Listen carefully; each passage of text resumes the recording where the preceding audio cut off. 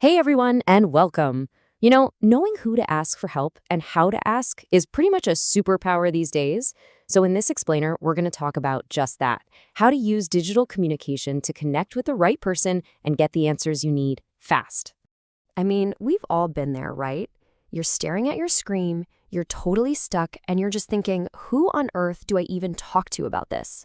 It can feel like you're on an island, but trust me, you're not alone. And that's exactly why we're here. We're going to break it all down: who to ask, how to ask, and give you the tools you need to reach out like a pro. So, let's get you connected to the right people. Okay, first things first.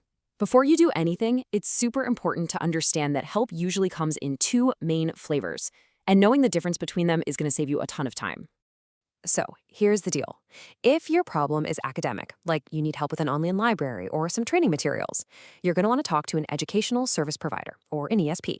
But if your issue is with a product or you have a question for a company, well, that's a job for their customer support team. Simple as that. All right, so now you know who to ask. Let's dig into the how. And our first tool is a classic for a reason: the good old-fashioned email. It's perfect for when you need to be clear, professional, and hey, it doesn't hurt to have a record of the conversation. Email is your best friend when you've got a problem that needs a bit of explaining. It lets you lay out all the details, you can attach screenshots or files, and it creates a nice little paper trail you can look back on. It's professional, it's thorough, and honestly, when it's done right, it works. So, what's the secret to writing an email that actually gets a quick, helpful reply? Well, it really just comes down to three key things. Let's break them down. First step, your subject line. This is so important. Think of it like a headline. Something clear and short like "Inquiry about the AI lesson" tells the person exactly what they're about to read.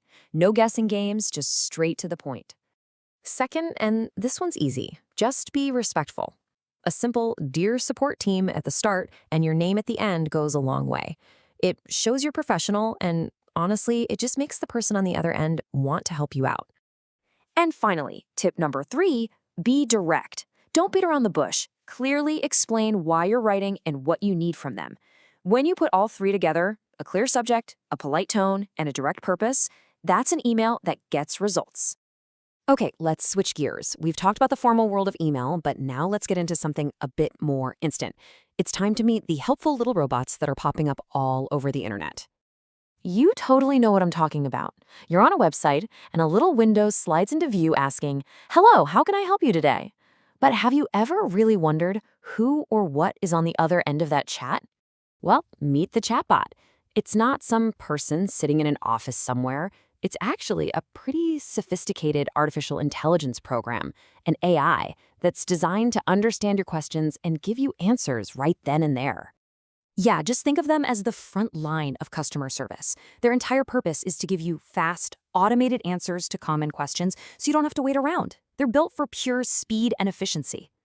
And that brings us to their two biggest perks: speed and accuracy. I mean, you get answers in seconds, not hours. And as long as you ask your questions clearly, these AI programs can be amazingly accurate at pulling up the right info for you. But, okay, what happens if the robot can't figure it out? Are you just stuck? Nope. And that's where this number comes in. If a chatbot gets stumped, your question usually gets passed along to a real human, and they'll typically get back to you within 24 hours. So even if the bot can't help, you're not left hanging. So, email and chatbots are fantastic digital tools, for sure, but they're not your only options. Sometimes you gotta go beyond the screen to get things done. Let's round out your communication toolkit. Seriously, never underestimate the power of just talking to someone. For a really complex or urgent issue, picking up the phone and speaking with a real person can solve the problem in minutes. And for some things, especially official stuff, there's just no substitute for going to the office and handing in your request in person. Definitely powerful options to keep in your back pocket. So there you have it. You've got a whole communication toolkit at your fingertips. You know who to ask and you know how to ask, whether it's with a perfectly crafted email, a quick chat with a bot, or even a direct phone call. You're all set. So the only question left is, what problem are you going to solve first?